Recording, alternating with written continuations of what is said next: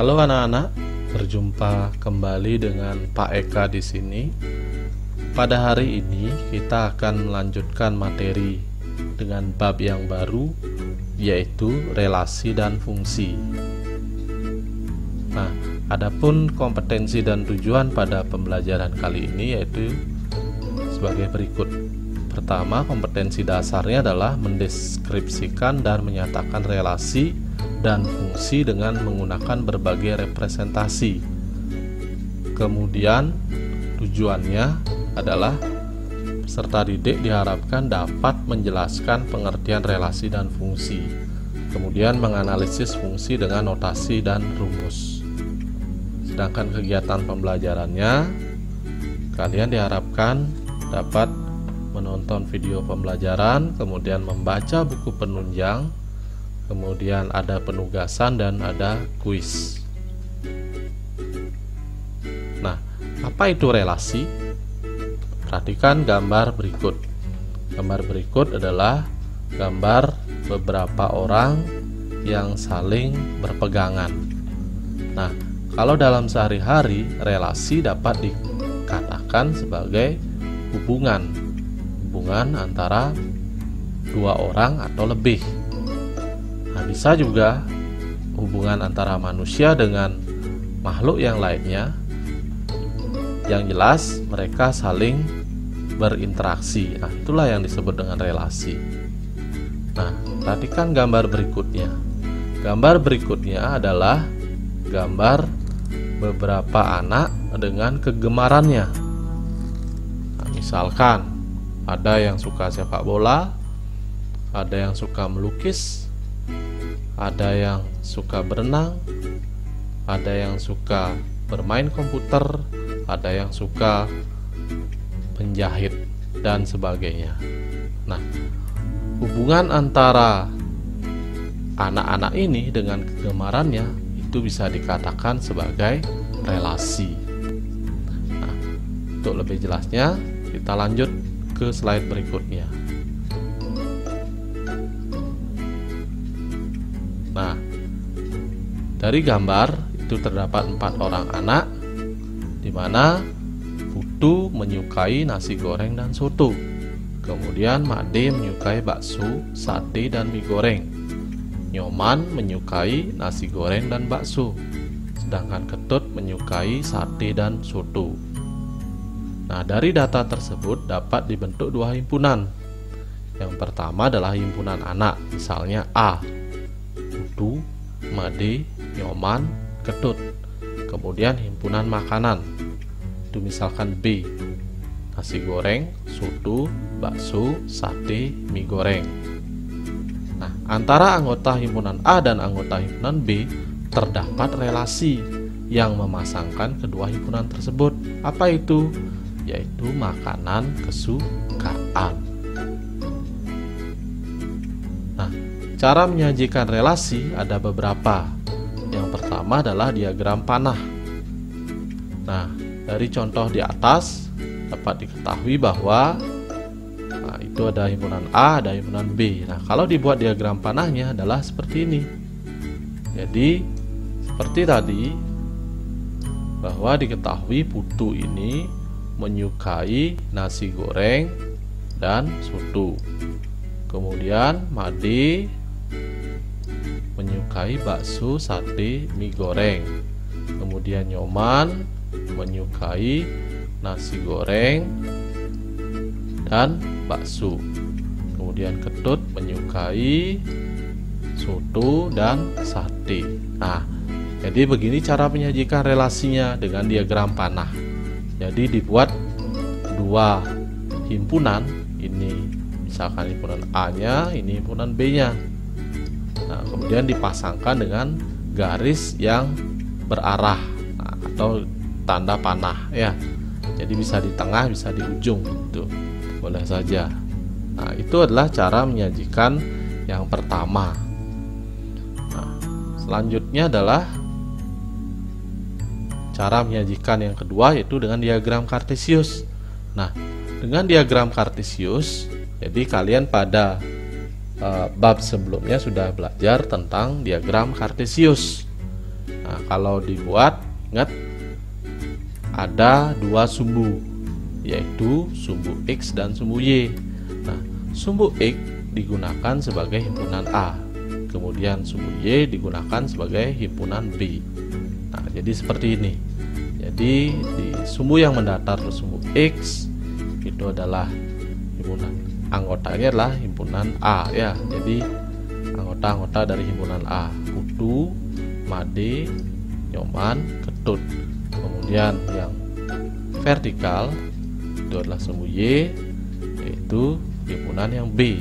Jadi tujuannya goreng, sate, bakso, soto, nasi goreng. Nah, kalian sudah belajar mengenai koordinat kartesius. Nah, kalau dilihat bahwa tadi putu adalah suka nasi goreng dan soto, jadi dihubungkan putu dengan nasi goreng, kemudian putu dengan soto. Begitu juga made, jadi menyukai bakso, sate, dan mie goreng. Kemudian nyoman juga menyukai nasi goreng, menyukai bakso. Begitu juga dengan ketut yang menyukai soto dan menyukai sate. Nah, itu cara menyajikan relasi yang kedua. Nah, selanjutnya cara menyajikan berikutnya adalah dengan menggunakan himpunan pasangan terurut. Nah, jadi sesuai dengan namanya, menggunakan himpunan pasangan yang terurut. Nah, bagaimana itu? Nah, jadi seperti ini. Jadi dimulai dengan kurung kurawal. Kurung kurawal. Nah, kemudian sama seperti koordinat kartesius. Jadi dituliskan. Jadi yang pertama adalah himpunan A-nya, koma, himpunan B-nya. Apa yang disukai? Putu, nasi goreng. Terus dibuat dalam kurung, koma, dalam kurung putu, koma, soto. Jadi putu itu menyukai nasi goreng dan soto. Kemudian made juga seperti itu. Karena made menyukai 3 makanan, jadi dibuat 3 ya. Jadi made, koma bakso, made, koma sate, made, koma mie goreng. Begitu juga nyoman yang suka nasi goreng dan bakso. Pun demikian dengan ketut yang suka soto dan sate. Nah, itu 3 cara untuk menyajikan relasi. Nah, kalian tentunya bisa mencari relasi sebanyak-banyaknya. Seperti contohnya tadi adalah himpunan anak dengan kegemarannya, ataupun yang lainnya. Nah, silahkan kalian cari di buku atau di internet contoh-contoh relasi yang bisa dipelajari. Nah, kemudian ada yang namanya fungsi, sesuai dengan nama babnya, relasi dan fungsi. Nah, apa itu fungsi? Nah, coba perhatikan, gambar ini adalah gambar tanggalan. Nah, kebetulan tanggal lahirnya adalah tanggal 7. Nah, misalkan tanggal 7 adalah tanggal lahirnya.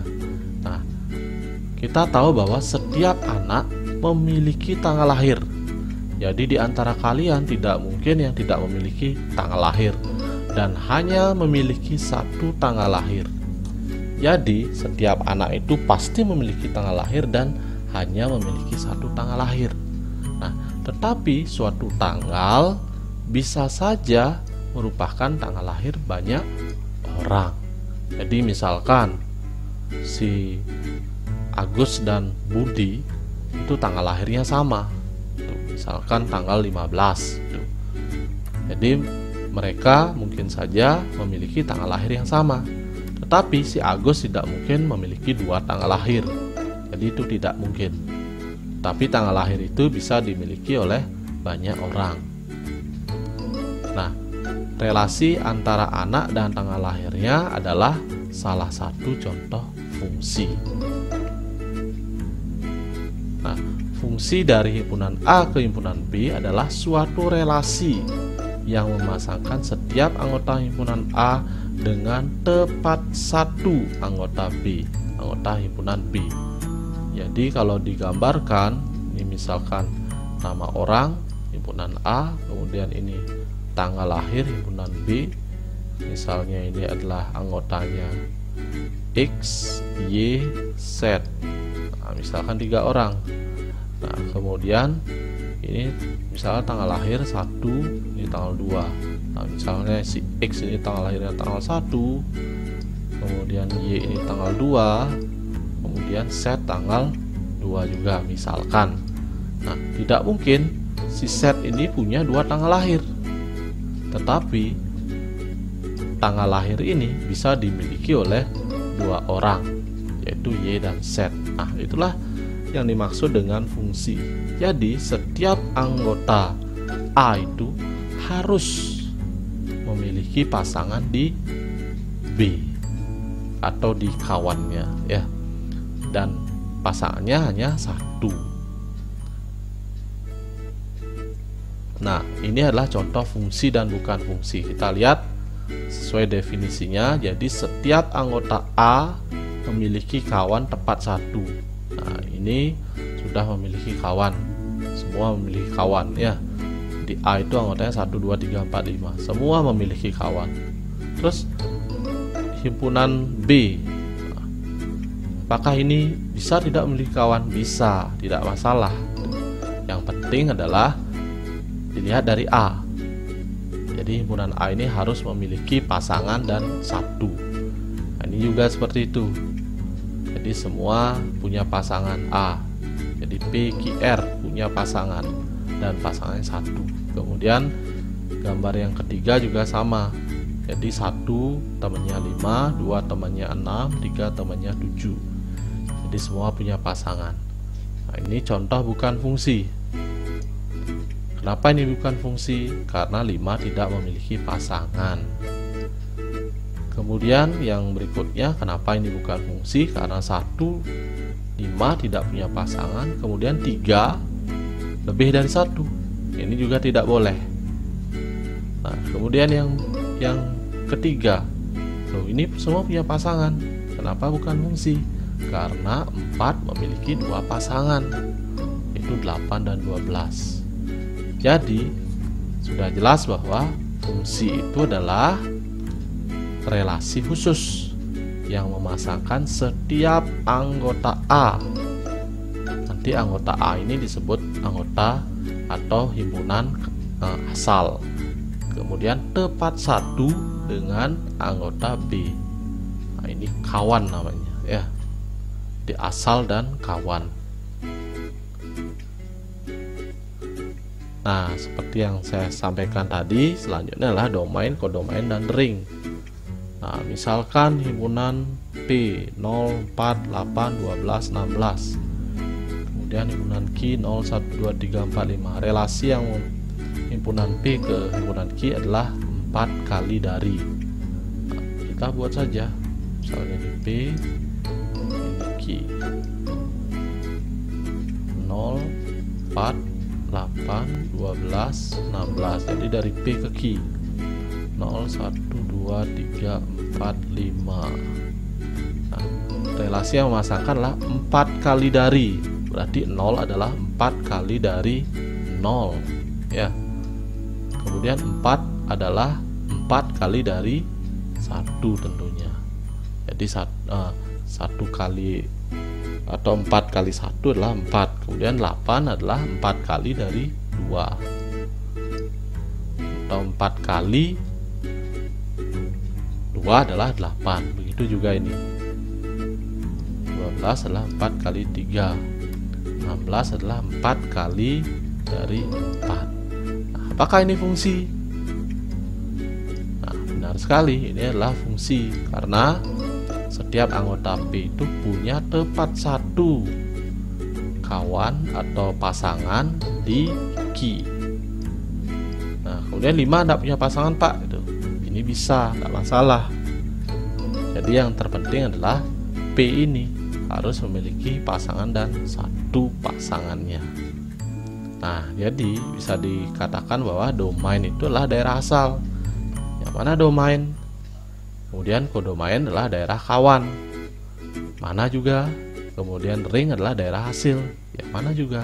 Nah, kita bisa lihat bahwa domain itulah daerah asal. Nah, bisa dikatakan dengan P. Jadi P ini adalah daerah asal, yaitu 0, 4, 8, 12, 16. Kemudian kodomain atau daerah kawan itulah Q ya. Jadi kawannya adalah Q 0, 1, 2, 3, 4, 5. Nah, kemudian ada daerah hasil. Jadi bisa sering dikatakan dengan RF. Nah, kalau P ini DF. Kemudian kalau kodomain ini biasanya DK ya. DF, DK, RF gitu. Nah, kemudian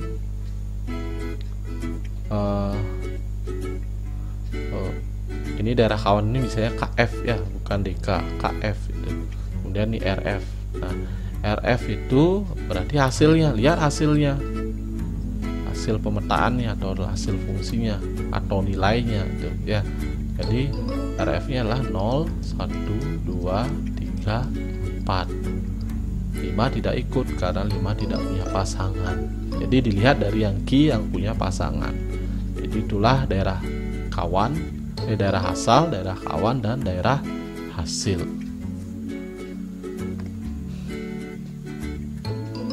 Nah, misalkan diketahui P 0, 1, 2, 3, 4. Kemudian Q adalah Y, demikian hingga Y kurang dari 10, Y elemen bilangan cacah. Tentukan himpunan pasangan terurutnya. Nah, kalau dilihat dari notasinya, jadi fungsinya adalah fx x plus 2.